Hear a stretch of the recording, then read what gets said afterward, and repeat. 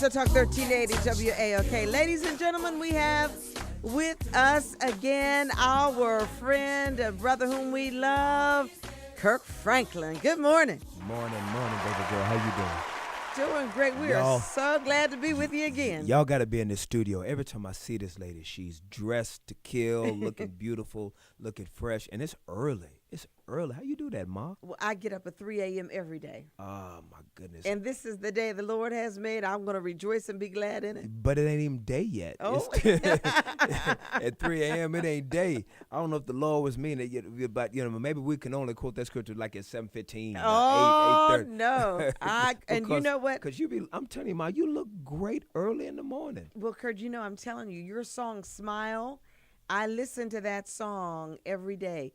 And even on days when I don't feel that good, just to hear that song, you can't help but smile. Well, thank you. Thank you so much. And I appreciate y'all supporting me, and I appreciate y'all letting me come back into the city for the night because, tomorrow night's going to be an incredible concert. Yes. If you saw me last time with Steve Harvey and you enjoyed what you saw, I want to let you know that it's going to be times 10 because I've been working hard, and then now I'm doing it by myself. So I'm going to give you 2.5 hours of music in one night. I'm going to be on stage myself for 2.5 hours. And one thing I know about you when you're performing live, it gets better and better and better, and then your experience with the Lord is just absolutely incredible.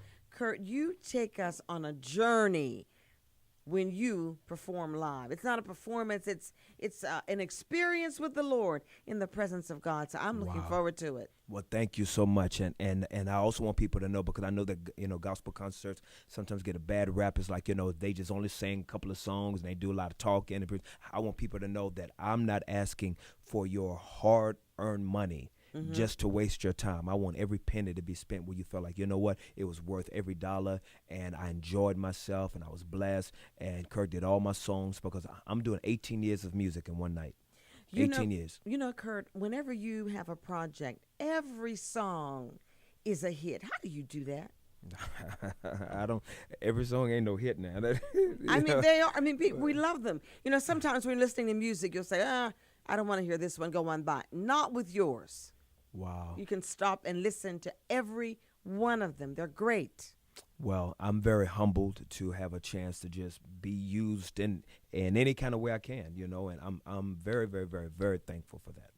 It's amazing. When you first came out, I remember Stomp. I was with the kids. We was stomping, having a good time. It was controversial, something new. Is this gospel? And now look at you. I know, just sitting around getting on people's nerves still, but I'm so glad to be able to do that. So I appreciate all the love that you show me, that the people show me, because I wouldn't be able to do it if it wasn't for y'all supporting me. Tell us, what's next for Kirk Franklin? You know what? I have no idea. And I think that that's good. I think that it's good to be able to learn how to develop your faith as you also do what you do. Because if you know everything, and if your plans always work out, then where's the opportunity for your faith to grow? You know what I mean? Because faith is the substance of things hoped for, the evidence of things not seen. So if you can see it, then there's no need for faith.